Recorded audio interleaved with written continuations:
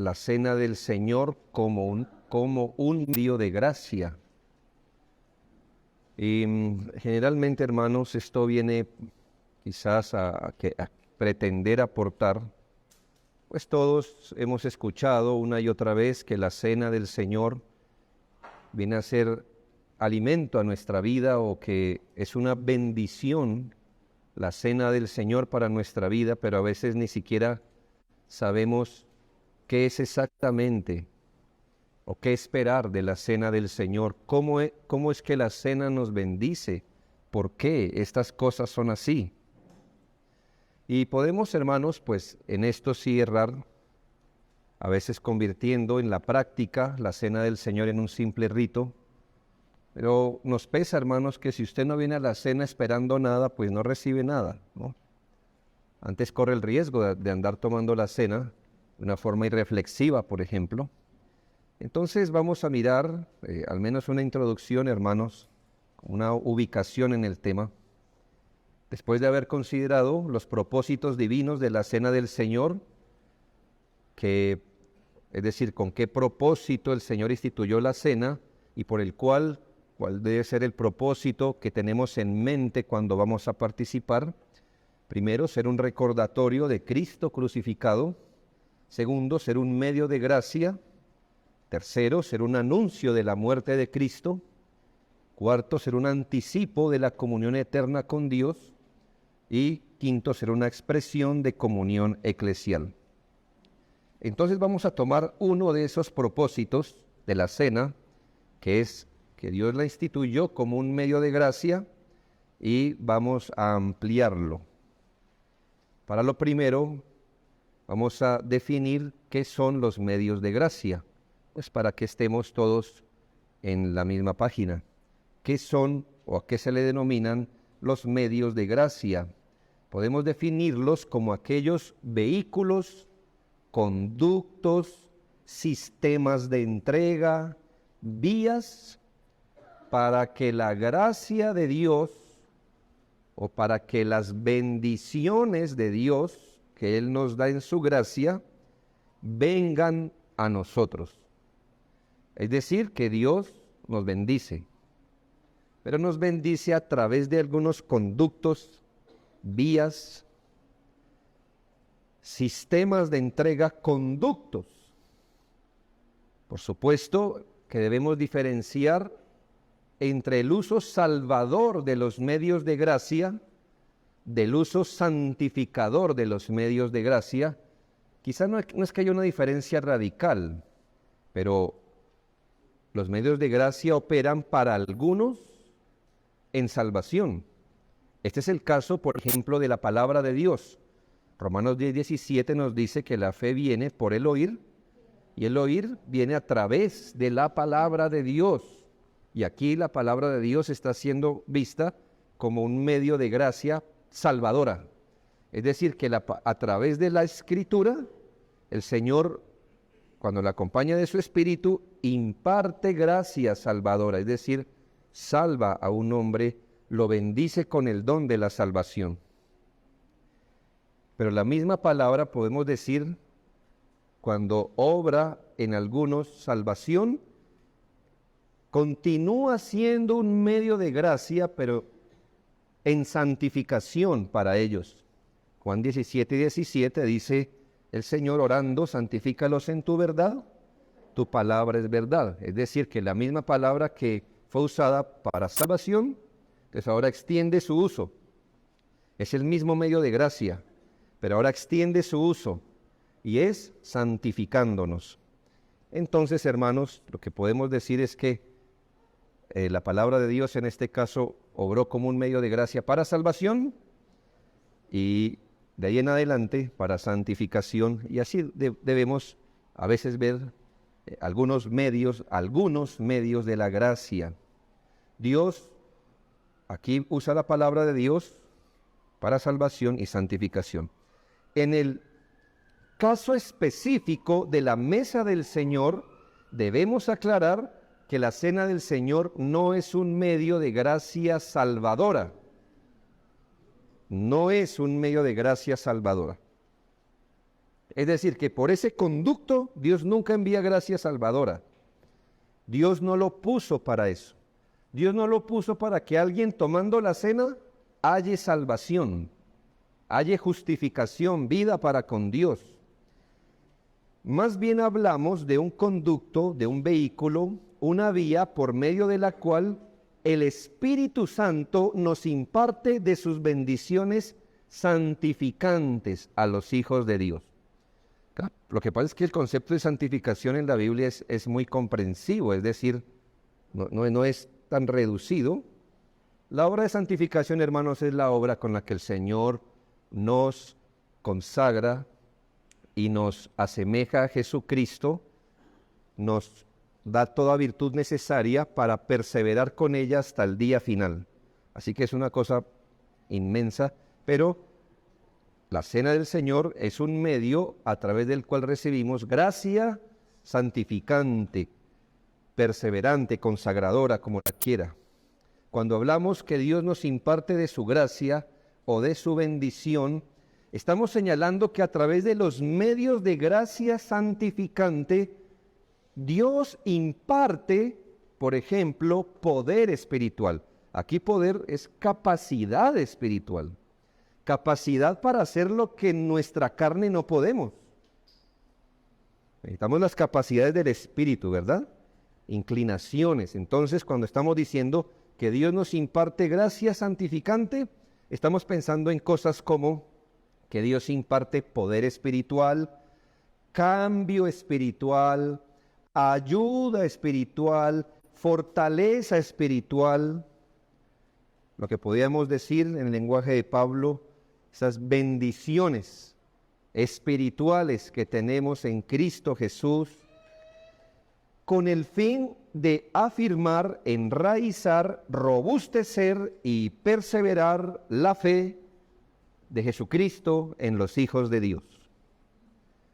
Entonces, hermanos, esto nos lleva a ver la vida cristiana como una dinámica y no como algo que ya pasó. Como que, bueno, tome la gracia santificante y nos vemos en el cielo.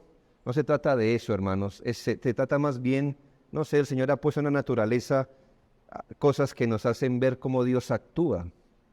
Y aunque una pequeña matita tenga lo suficiente para hacer un gran árbol, todavía toca regularmente darle un cuidado. El hecho que tenga vida y que esté en tierra y que está al lado del sol no es todo, ¿verdad? O sea, es lo suficiente, pero ¿cuál es la dinámica? Pues que las cosas deben empezar a operar, y entonces en el creyente, hermano, nosotros creemos y sabemos que la fe en un creyente nunca va a desaparecer, pero no va a desaparecer porque Dios la preserva, la cuida, la robustece, la hace más fuerte, la enraiza. ¿Y cómo Dios lo hace? A través de los medios de gracia. Esa es la dinámica. Los medios de gracia son medios regulares, es decir, ordinarios, a través de los cuales Cristo edifica, ajusta, cambia, transforma y desarrolla las almas de los creyentes aquí en la tierra. Porque aquí en la tierra, hermano, pues cuando ya partamos, tendremos ya la herencia completa, es decir, nuestro carácter ya será, dice que seremos como Él cuando le veamos a Él. Así que los medios de gracia operan es para acá, para los creyentes que estamos trabajando, caminando en nuestra fe. Los creyentes no solo necesitamos, por ejemplo, creer una vez, sino continuar creyendo hasta el día final. Y nuestras almas, necesitadas de todo recurso y virtud espiritual, requieren de la asistencia continua de fuerza, vigor. Y los medios de gracia han sido dados por el Señor para participarnos de esa bendición. Yo creo que puedo tener una analogía con la vida física, y es el papel que juega la alimentación en nosotros. Esto es, hermano, que si hablamos no de lo que pasa irregularmente o de vez en cuando, sino de cuál es el recurso más ordinario o continuo que Dios nos dio para que tengamos salud, energía, vigor e inteligencia. Bueno, hermanos, pues me imagino que la comida. Operaciones, sí, usted también adquiere salud a través de eso, pero usted no lo operan todos los días, ¿verdad? O tratamientos, por ejemplo. No entran tratamientos temporales, pero ¿qué es lo común? ¿Qué es lo que Dios usa constantemente? Entonces, usted no puede decir, bueno, yo quiero ser un hombre inteligente, por ejemplo, y no come, ¿verdad? Porque eso va directamente proporcional, porque hay cosas que hace el alimento por allá que le ayuda, ¿verdad? Entonces, a usted lo que le falta es comer, por ejemplo, ¿ves? Pescado, ¿ya? ¿Por qué? Porque ese tiene una sustancia, ¿verdad? Que, bueno, usted ya sabe. Hermanos, al final del año, y al final de muchos años, personas que regularmente se alimentaron mal tenderán a ser más débiles y enfermizos. Personas que se alimentaron bien tenderán a tener mejor vigor, salud, capacidad. ¿Me hago entender? Así que no es simplemente tengo vida y ya. Tengo vida, Dios me la da, pero Dios me la preserva a través de los medios ordinarios. Y en este caso no estamos hablando de algo milagroso porque sería algo esporádico. Estamos hablando de lo que regularmente Dios usa para robustecer, edificar, transformar nuestra alma. Esta gracia o recursos espirituales, ¿de dónde salen? Salen de lo que Cristo también adquirió en la cruz para nosotros. Esto hace parte, hermanos. En la cruz no solo se derramó redención, es decir, la función de Cristo en la cruz no solo era sacarnos de la condenación del infierno. También allí en la cruz Él ganó para nosotros aquellas cosas que luego nos da para que la salvación que compró en la cruz se complete finalmente. Dios los trae, dice la Biblia, que toda buena dádiva y todo don perfecto viene del Señor.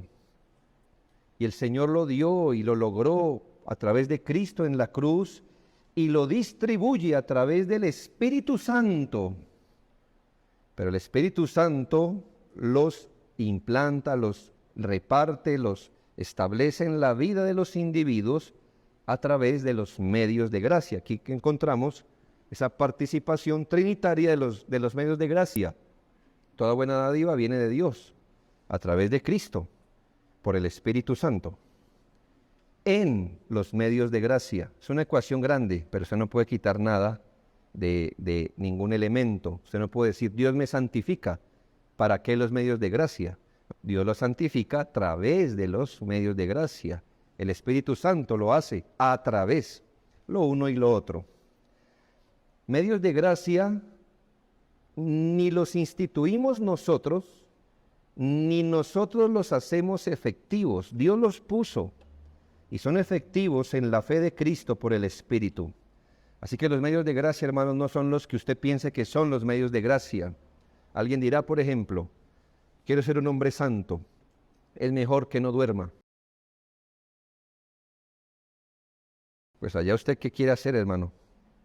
Pero que yo lea en mi Biblia no dice que entre menos durmamos más santos seremos. Corre el peligro de lo contrario. Loco es que se vuelve, ¿verdad?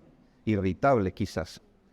Entonces, hermanos, yo sé que es un ejemplo para lo que hoy se ve. Por ejemplo, hay gente que quería avanzar en su vida de piedad, por ejemplo, y subió a Monserrate. Y qué esfuerzo. Y nosotros aquí tranquilos comiendo salpico, imagínense. Entonces uno se pregunta, al final del día, ¿quién será más santo? Debo decir, hermano, que no es la cantidad ni lo que usted invente, es lo que Dios dice. Es lo que Dios dice. Y aquí podrá notar la diferencia entre considerar la cena del Señor como solamente un recordatorio de considerarlo un medio de gracia. Es un recordatorio. La cena es una conmemoración, pero no es solo eso. La cena es un medio de gracia, lo que quiere decir que cuando las iglesias participamos de la cena del Señor y recordamos la muerte de Cristo, obviamente eso es lo que hacemos, al hacerlo también en obediencia, Dios imparte gracia sobre nuestras vidas. Recordar es algo que hacemos nosotros, pero el impartir gracia es algo que hace Dios. Y entonces aquí hay una comunicación con Dios. Yo lo recuerdo, pero Él viene a mí a través de los elementos. Si yo participo de ellos bíblicamente, Dios hace algo en nosotros. Es más, Dios debe hacer algo en nosotros. Así como lo hace con la palabra, por ejemplo. Cuando nos exponemos a la palabra de Dios, quizás usted no recuerde todo lo que escuchó, pero algo se lleva. Si usted está viniendo a escuchar con reverencia, fe, entendimiento, usted algo se lleva, ¿verdad? Pero hermanos, cuando participamos de la cena del Señor, a veces parece que no nos llevamos nada, ¿verdad? Simplemente el recordatorio. Pero hermanos, está establecido como un medio de gracia. Dios imparte gracia. Nosotros obedecemos, nosotros recordamos, nosotros conmemoramos, pero Él viene a través de este medio para bendecir, para participarnos de bendiciones espirituales. Él comunica a nuestras almas aquellas cosas que Cristo ganó en la cruz para su pueblo, y podamos así perseverar con vigor en la fe de Jesucristo. Dice un autor, hermanos, lo más importante en la cena del Señor es lo que Dios hace, no lo que hacemos nosotros. O sea, no es que no sea importante, estamos hablando que hay algo importante y hay algo que es más importante. La cena del Señor es sobre todo un don de Dios, un beneficio de Cristo, un medio para impartir su gracia. Y un buen bautista dice, la gracia de Cristo en el cielo es impartida a los creyentes en la tierra por el Espíritu Santo mediante la cena del Señor. El Espíritu Santo toma las cosas del Cristo exaltado y se las hace saber a los creyentes.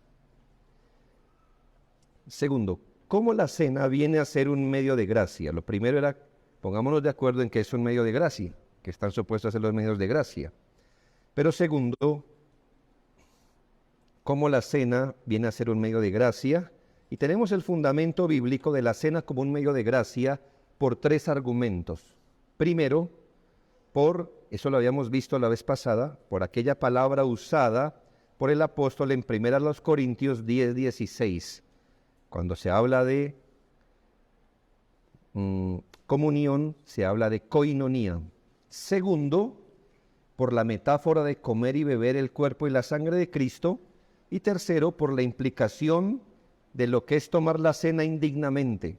Esto es, que si al tomar la cena indignamente viene juicio a nuestra vida, tomarla dignamente, ¿qué traerá? Pues bendición. Pero quiero abrir el panorama de la palabra, o del primer argumento, la palabra usada por el apóstol Pablo en 1 Corintios 10:16. La copa de bendición que bendecimos no es la koinonía de la sangre de Cristo. El pan que partimos no es la koinonía del cuerpo de Cristo. La palabra koinonía, y esto es un buen asunto que lo sepan los hermanos, que les gusta mirar las palabras en los originales, no es siempre tan fácil. Yo digo que saber la palabra original es como el 10% de la tarea. El resto es puro contexto. ¿Sí? ¿Me hago entender? Llévese eso, porque la gente dice, lo más importante es saber los originales. No, hermano. ¿Sabe por qué no? Porque una palabra puede tener varias acepciones y entonces no podemos decir, esta palabra significa esto, esto, o esto, o esto, o esto, esto. O sea, que al fin no significa nada concreto. Usted se ubica, pero de todas formas el contexto es el que le va a decir cuál acepción. Y también le doy este consejo, en los léxicos bíblicos generalmente aparecen en orden cómo esta palabra es usada, es decir, un orden jerárquico. Cómo es generalmente más usada, aparece primero, y de ahí en adelante va descendiendo en en la frecuencia con que se usa de esa manera. Así que aquí el orden sí es importante.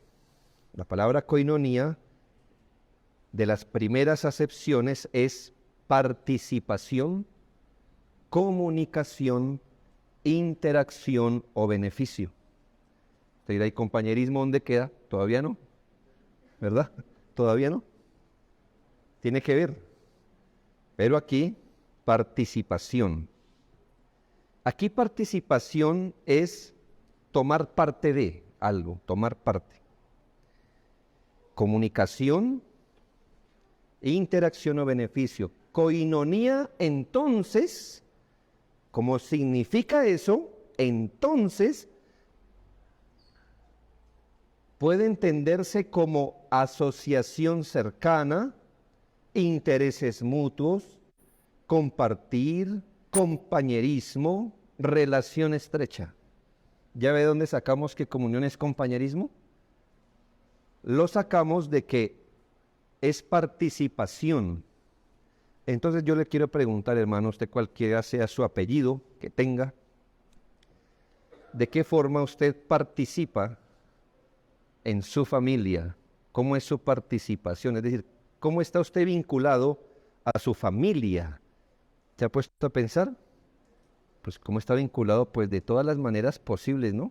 Usted tiene una participación sanguínea, una participación ancestral de ADN, y ya que eso es verdad, usted vive con ellos y los quiere y los ama, ¿ya? Pero es porque usted fue participado de la naturaleza de sus papás, ¿ya? Es por eso, gracias a que usted está participado, a que a usted se le comunicó en su interior el ADN, que usted está vinculado, participado, asociado, es por eso que convivimos juntos, ¿verdad? Y nos queremos y nos amamos. Le quiero decir porque quiero quiero más bien situar muy bien la palabra comunión en nuestra mente. La palabra comunión. Como nota, la cena no solo nos llama a mirar al pasado, a un evento que ocurrió, sino que en este momento, en el presente, nos vincula, nos está participando, nos está incluyendo, nos está comunicando algo al alma. De allí la palabra comulgar, que viene del latín comunicare, en otras palabras, participación. Así que no tropieces, si aquí dice los hermanos que van a comulgar, no dé la media vuelta y salgas y diciendo esto es ya, nos devolvimos al catolicismo. Comulgar significa comunicar o participar, extender la comunión, ¿ya? Eso significa. Claro, no queremos poner tropiezo a ninguno, digo para que pase toda la cena pensando en esa palabra y se le pase el tiempo en conflicto con esa palabra, que por qué la usaremos aquí en esta iglesia. Tratemos de entender esta palabra ahora en su contexto inmediato. El apóstol en 1 Corintios 10 está exhortando a la iglesia acerca de la idolatría. Les recuerda que todo el pueblo estuvo bajo la guía y protección de Dios, pero algunos prefirieron la idolatría y el pecado desenfrenado. Entonces, cuando vamos a mirar cómo Pablo usa la misma palabra koinonía en 1 Corintios capítulo 10, porque no tenemos todo el tiempo de mirar cómo el apóstol Pablo usa esa misma palabra en otros textos. Así que el apóstol Pablo está exhortando contra la idolatría. Está tomando como ejemplo lo que pasó con el pueblo de Israel para decirle a la iglesia presente: por eso no debemos participar en la idolatría. Algunos en el pueblo de Israel prefirieron la idolatría y el pecado desenfrenado. Por eso, según el apóstol, quien es de Cristo no puede participar o tener koinonía con el demonio. ¿Ya? No puede tener koinonía con el demonio. Esto es que si una persona es propiedad de Jesucristo, Si una persona ha sido unida espiritualmente a Cristo, no puede al mismo tiempo pensar que puede ser beneficiado de la idolatría. Para reforzar el argumento, el apóstol Pablo usa la palabra koinonía y la podemos entender mejor. La usa en dos ejemplos, versículos 18 al 20. Mirad, dice, a Israel según la carne, los que comen de los sacrificios no son partícipes del altar. Ahí está la palabra. No son partícipes del altar. ¿Qué digo pues? ¿Que el ídolo es algo o que sea algo lo que se sacrifica a los ídolos? Antes digo que lo que los gentiles sacrifican, a los demonios lo sacrifican y no a Dios, y no quiero que vosotros os hagáis partícipes de los demonios. Entonces el apóstol tiene esa palabra favorita aquí. Entonces la está ilustrando. Quiere decir, yo quiero enseñarles que estamos participando del cuerpo de la sangre de Cristo, pero les voy a colocar el ejemplo y está trayéndolo desde la idolatría. El primer argumento era del Israel en la carne y de la ley ceremonial. Solamente los que participaban del altar podían comer de los sacrificios. Quienes eran admitidos a comer de las ofrendas participaban del sacrificio mismo. Esto es que cuando alguien traía el sacrificio, una parte del sacrificio era para Dios y otra era para ellos. De esa forma, ellos estaban participando. ¿Nota? Lo que el israelita trajo a Dios, el que administraba el altar, una parte lo ofrecía a Dios y la otra, autorizada, era para él. El oferente se lo ofreció a Dios, ya el otro le dio a Dios y participó, según la escritura, del altar. Ahora bien, al hacer eso, esa persona nos estaba demostrando que tenía una comunión singular con Dios. ¿Por qué? Porque no todos podían comer de lo sacrificado, es decir, no todos podían participar. ¿Quién podía participar? Una casta específica, una tribu especial y en un contexto específico. De tal forma que cuando usted hacía eso, usted llevaba la ofrenda a Dios, pero también veía que parte era para Dios y parte para Él. Usted en su mente quedaba con algo. Esa persona debe ser especial. Tiene algo especial, tiene una relación singular con Dios. Por vía de asociación, ¿verdad? Porque eso sí existe. Por vía de asociación, la persona identificaba a Dios con ese hombre. Obviamente no lo creía a Dios, pero sí entendía que tenía una parte especial con Dios ese hombre, porque se le permitía comer de lo sacrificado.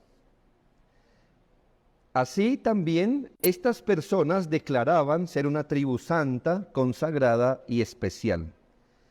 Quien participaba del altar estaba dejando claro que estaba de parte de Dios, que estaba de acuerdo con Él. Y por eso la imagen tan contradictoria les pegó en la frente a todos cuando vieron a gente consagrada a Dios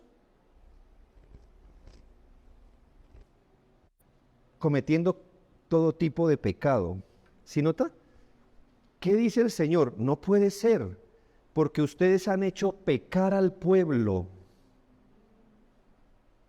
Porque ¿cuál era la imagen? Esta persona debe tener una relación singular con Dios. Nos está diciendo que es alguien especial. Así Él también se concibe. Y cuando íbamos a ofrecer sacrificio lo veíamos en idolatría, en inmoralidad, o abusando de su autoridad para comer de lo que debía sacrificarse a Dios. ¿Sabe qué más bien hacía el pueblo? Pues no sacrificaba. Y en épocas de Samuel se le dijo, ustedes han hecho errar al pueblo. Entonces note el asunto. ¿Y por qué esto? Es natural. Porque se supone quien participa del altar es una persona especial. Usted concluía que quien comía de los sacrificios tenía una relación especial con Dios. Y esto, hermanos, ¿por qué? Porque era participante del altar. Mire todo lo que está envuelto en la palabra participar. Comer del sacrificio, ser identificado con algo, ser asociado con algo, expresar algo.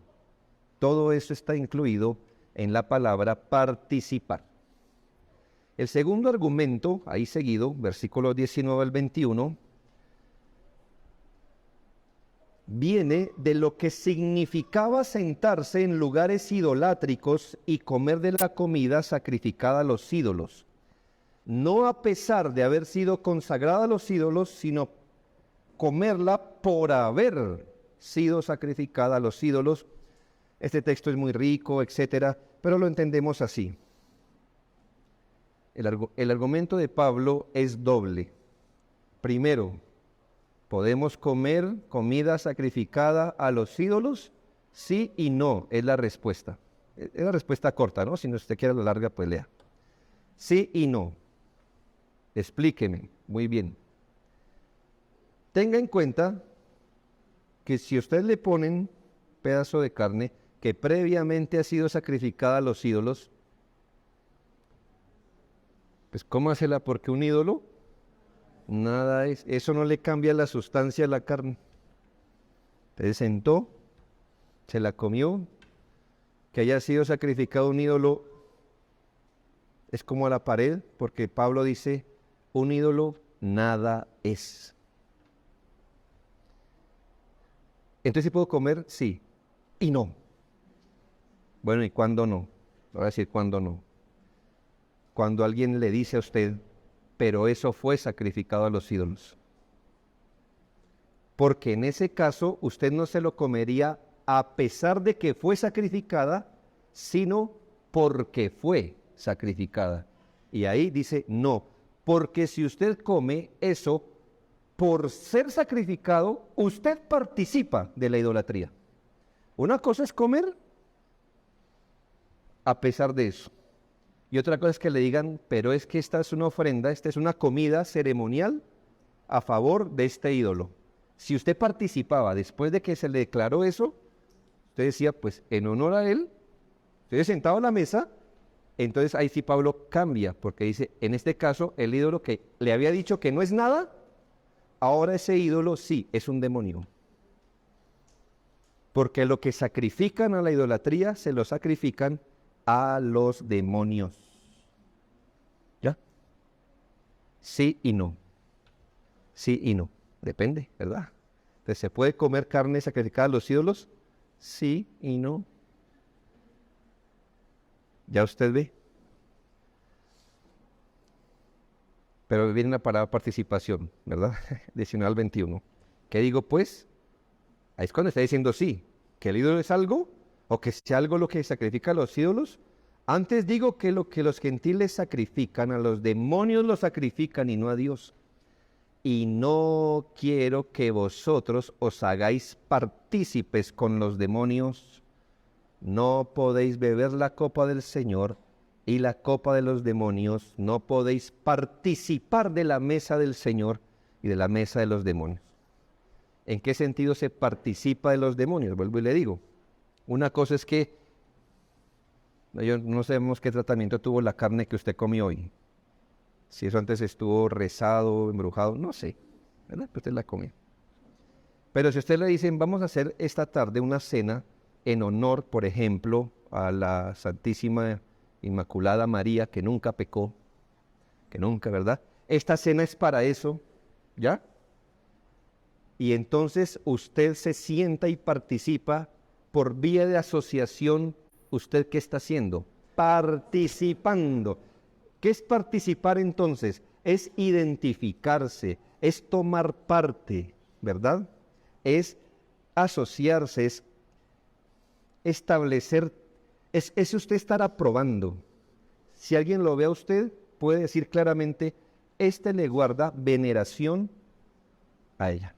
¿Sí o no? Sí. Y en ese caso el Señor dice, usted no puede tener un pie aquí y un pie allá, o en Cristo o con los ídolos. Estoy que me muero por dar una aplicación con la Navidad, pero me la voy a tragar en este momento. Porque una cosa es comer un pavo y otra cosa es comerlo porque es Navidad. ¿Ya? Pero me lo voy a dejar ahí, porque es la cena del Señor lo que estamos hablando. Entonces, un hermano de la iglesia no podía tener comunión con Dios también. ¿Y cómo manifestaba su comunión con Dios? Participando de la cena. Y después, sentado en un lugar que ya él mismo sabía la connotación religiosa. Festejar con ellos era participar. Hacerlo era una señal no solo de tener comunión con la idolatría, sino Pablo la pone más duro. Es ser partícipe con los demonios. ¿Ya? Él sí que era legalista, ¿verdad? Hacerlo es una señal que tenía comunión con los demonios. Es irónico, hermano. Veían las cosas desde la perspectiva adecuada. ¿Está bien? Entonces, con esto en mente, 1 Corintios 10:16 se nos dice que participar del pan y de la copa implica una comunión viva, un contacto personal con el Señor y también una identificación y una asociación con Él. ¿Ya? Así como usted quedaba como idólatra, de hecho era idólatra si participaba, y tenía relación con los demonios haciendo tal cosa, al tomar la cena se tiene una acción común activa en la vida, muerte y resurrección del Señor Jesucristo. Al participar de la cena estamos teniendo comunión viva y un contacto personal con el Señor. Al participar de la cena estamos expresando, no solamente que estamos participando, nos estamos acercando, estamos diciendo que tenemos parte en Él, también estamos expresando que nosotros somos de Él y que Él es nuestro. Y lo estamos expresando de la forma más pública que podamos, en un culto, donde tenemos de testigos, según la Escritura, a los ángeles. Al participar de la cena del Señor estamos expresando que tenemos parte con Cristo, tenemos herencia en Cristo, estamos disfrutando de Cristo, de los beneficios. Estamos diciendo, y de hecho estamos participando, se nos está comunicando, que eso que Cristo ganó en la cruz es nuestro. Está viniendo a nuestra vida a afirmarla en estas cosas. La cuestión tratada en el texto es que el pan y el vino son símbolos que significan la participación en el presente o la comunión en el presente con los beneficios del cuerpo de Cristo. Solo un ejemplo. En la cruz del Señor se nos dio el don, por ejemplo, la gran bendición de ser adoptados como hijos de Dios. Ese es algo que Él ganó en la cruz. Y cuando creímos, pues hemos sido adoptados a la familia de Dios.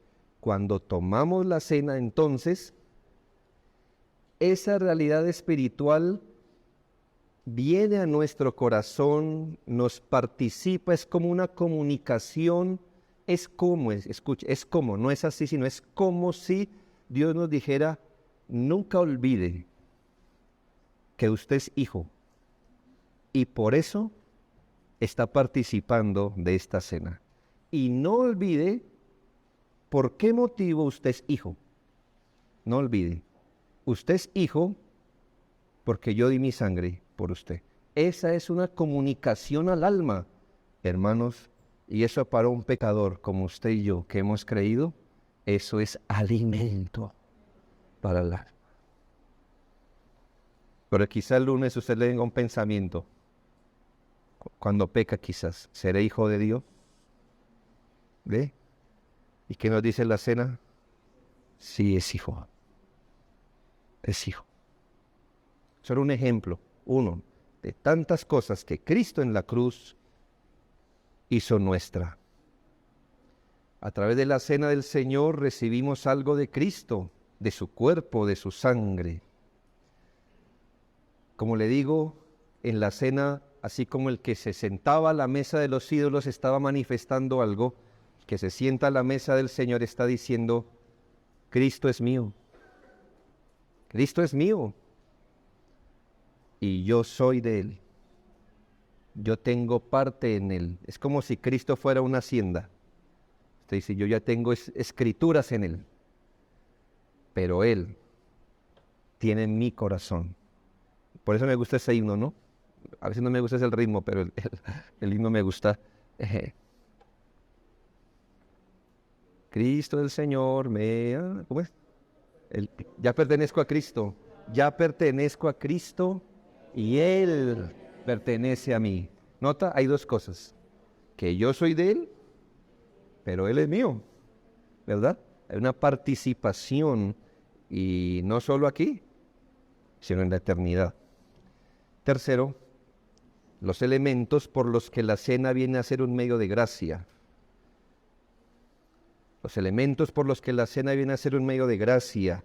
La cena del Señor viene a ser un vehículo, conducto, vía por la que Él imparte poder espiritual, cambio espiritual, ayuda espiritual, fortaleza espiritual, bendiciones espirituales, a fin de afirmar, enraizar, robustecer y preservar la fe en Jesucristo. ¿Pero cómo? ¿Cómo el Señor edifica, ajusta, cambia, transforma y desarrolla las almas de los creyentes? Él lo voy a decir cómo, de forma sencilla. Primero, lo hace por medio de la oración de acción de gracias. El pastor Luis Esteban nos está enseñando la oración como medio de gracia, ¿no? Que usted es bendecido cuando ora. Y cuando tomamos la cena, ¿qué hacemos de primero? Oramos, oramos. Entonces, al menos por ahí, ya viene el Señor encontrándose con nosotros. La expresión acción de gracias, que es bíblica, es la palabra original Eucaristía. ¿Cómo le parece? Católica, ¿no? No, no la robaron. Cada vez que usted en el Nuevo Testamento lea acciones de gracias, dos palabras, acciones de gracias, en el original es una. Eucaristía.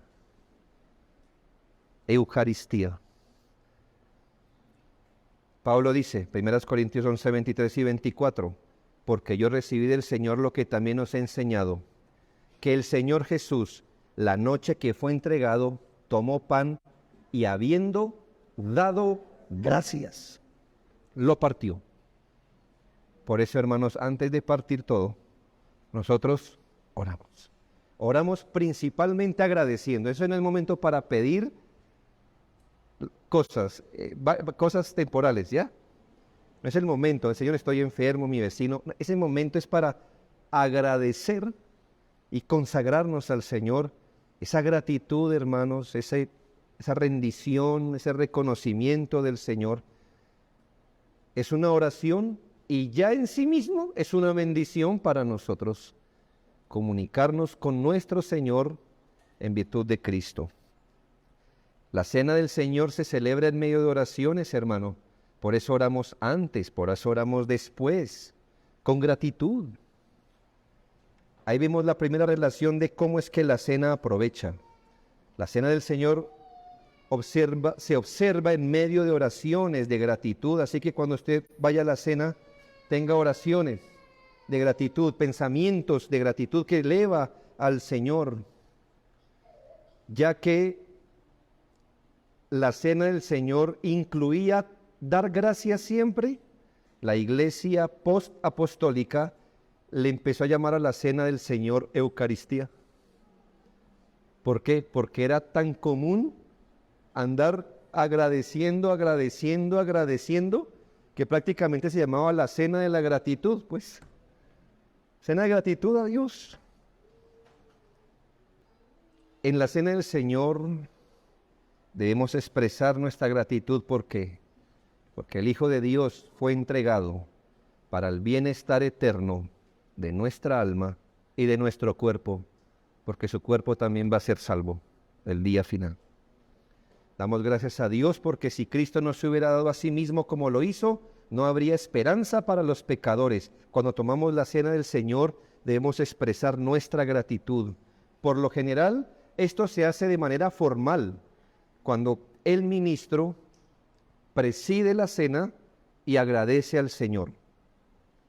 Esta oración de acción de gracias también funciona como oración de consagración. En la cena el ministro ora, agradece a Dios por el pan y la copa, pero agradece por lo que esto significa. A su vez, esta oración, hermano, está comunicando cosas a nuestra vida, ¿no? Usted que está escuchando, claro, el que ora también, pero el que está escuchando, Señor, gracias por entregar a tu Hijo por mí. Entonces, mire lo que usted que está escuchando, usted dice, sí, por supuesto, esto es una bendición. Y el Señor obra en nuestra vida. El Espíritu trae aquello con lo que el Padre nos ha bendecido en Cristo y lo hace a través de los medios de gracia. Así como la oración no funciona ex opere operato, yo le enseñé esa palabra, ¿verdad? ¿La olvidó? Por no comer bien. Ex opere operato. Que las cosas funcionan en virtud de ellas mismas. La oración no funciona por ella misma. La oración es válida porque la hacemos en Cristo, conforme a la voluntad de Dios, y aún así todavía queda en las manos del Señor para dar la respuesta. O si no, las oraciones, cualquiera que sea, fueran escuchadas, pero ¿qué dice el Señor? Que no toda oración es escuchada, ¿sí? Por ejemplo, tales no son escuchados, dice la Biblia. O sea, que no es orar por orar, lo que trae la bendición. Y así tampoco la cena lo hace. La cena del Señor como la oración son medios de gracia a través de los cuales el Espíritu de Dios viene a nuestras almas.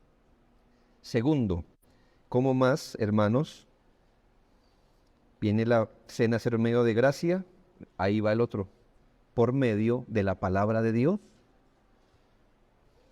El pastor Orozco ayer tocaba un tema y es ciertamente así, aunque no consideramos un medio de gracia más importante que otro, consideramos que hay un medio de gracia que es el corazón, es central, ¿ya? Es central, el que le bombea sangre a todo, y es la palabra de Dios. Y es por eso, hermanos, que la cena viene a ser un medio de gracia. Imagínese, hermano, ayer el hermano nos explicaba, pero imagínese esto, que usted entra a una iglesia, ¿verdad? Y de pronto le dan un pan y un vino y no le dicen nada, ¿verdad? Tiene eso ahí. No sé, quizá de otros tomaron, entonces usted se lo toma. Pregunta es, exactamente qué hizo, ¿sí? Una idea común entre los cristianos es que recibir la cena del Señor les hará bien, entiéndalo o no, como la comida en el cuerpo.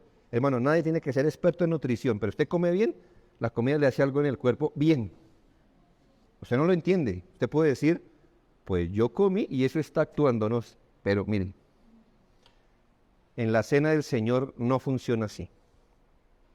Usted debe entender para recibir el provecho.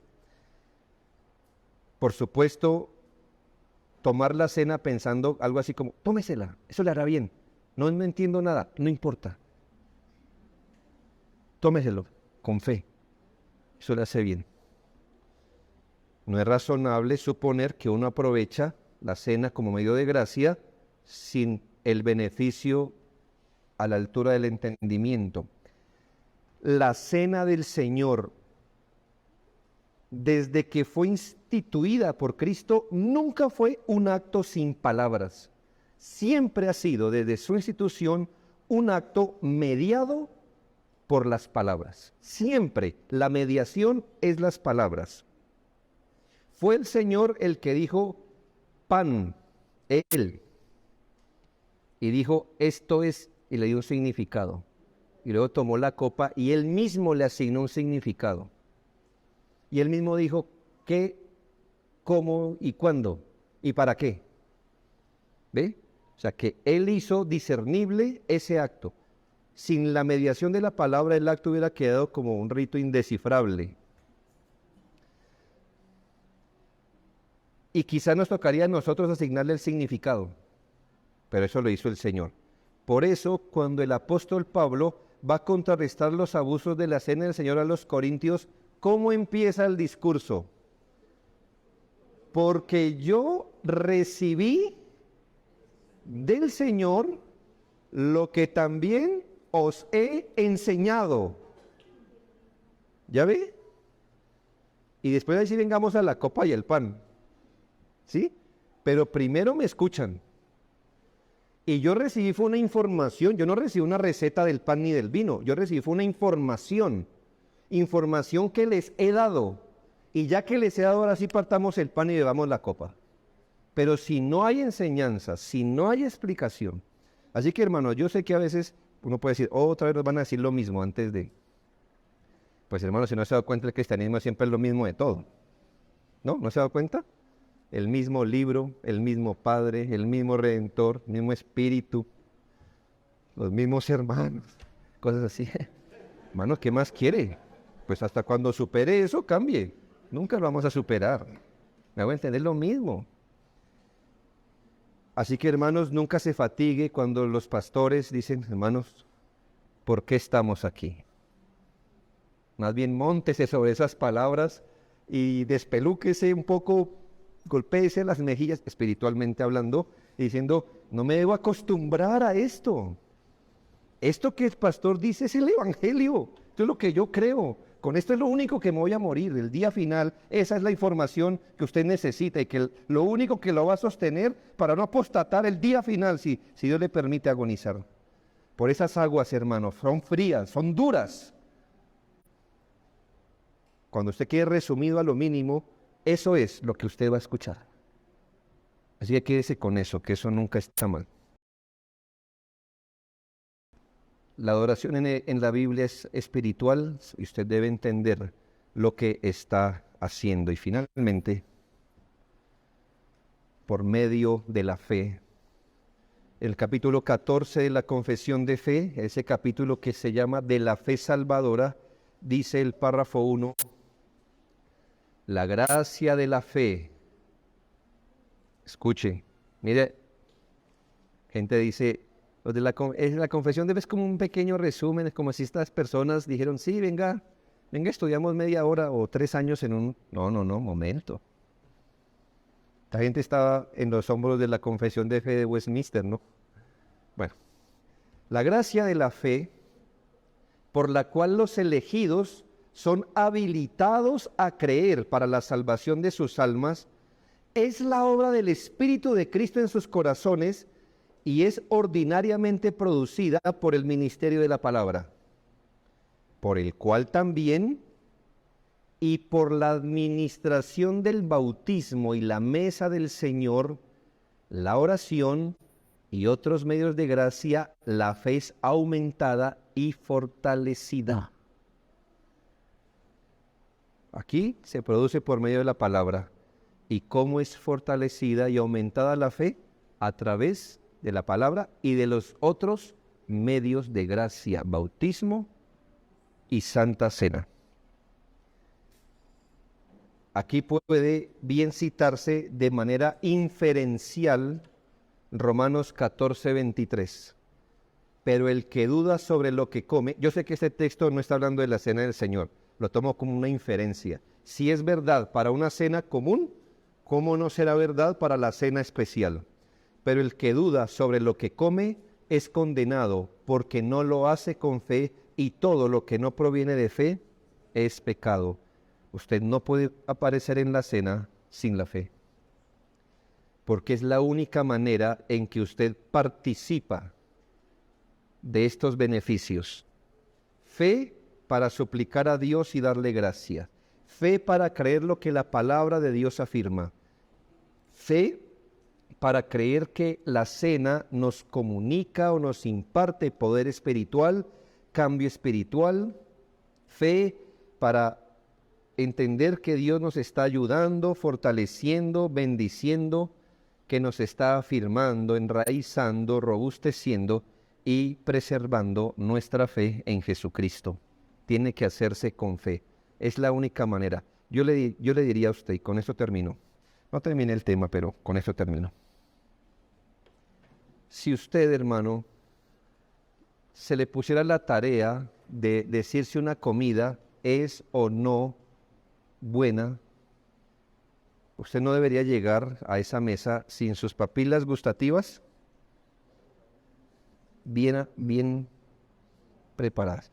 Usted sabe, hermano, que los que saben de cocina, en el aperitivo nunca le van a servir algo que adormezca o empalague, porque entonces usted fue por el plato principal, usted no fue por el aperitivo. Y entonces si usted come después, pues va a decir, qué rico, digo, va a pagar 120,000 pesos, qué bueno. No, un momento, te va a pagar. Entonces, ellos saben cómo despertarle las papilas gustativas, ¿verdad? Claro, eso no se encuentra en el salchipapón. Usted vaya, hermano, a usted le sirven al bulto. No, estoy hablando que cuando usted desea enfocarlo. No puede venir con las papilas adormecidas o empalagadas, porque entonces ¿cuál va a ser su provecho?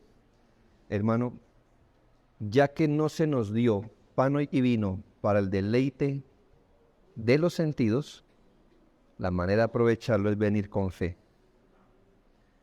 Por la fe usted ve lo que el Evangelio dice.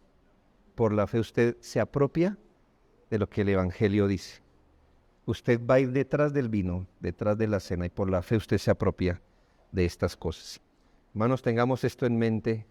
Tenemos una gran bendición en nuestras iglesias de la cena del Señor. Que Dios nos ayude a ir y sacar el provecho que está destinado a hacer. Oremos.